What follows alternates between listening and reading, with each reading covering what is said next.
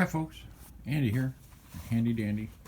I'm gonna walk everybody through restoration of this old beat up AMMCO 3000 drum only machine, and boy, it's been around.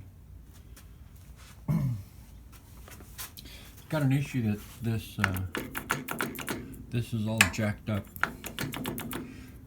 It's all been cranked it's like it power fed all the way in there and then locked up the whole machine, and then sheared something off because the pulley spins, it drives that, but the gearbox is like discombobulated from the drive. It's not actually, there's something wrong there.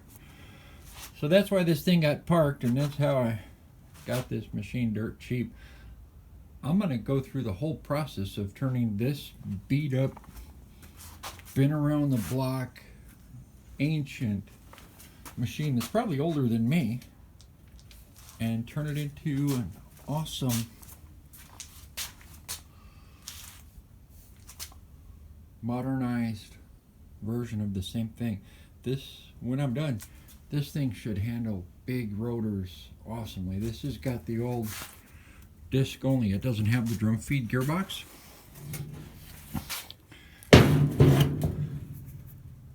That's what it would have if it was a 4000. That's the only real difference on the machine.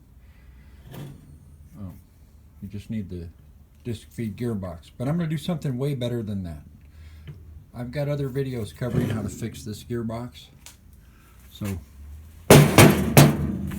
we're just going to concentrate on the main body of the machine itself and make that work perfect. Better than it did when it was new. Thanks. I'll keep you posted. If you guys like it, I'll do more in-depth videos on all of it.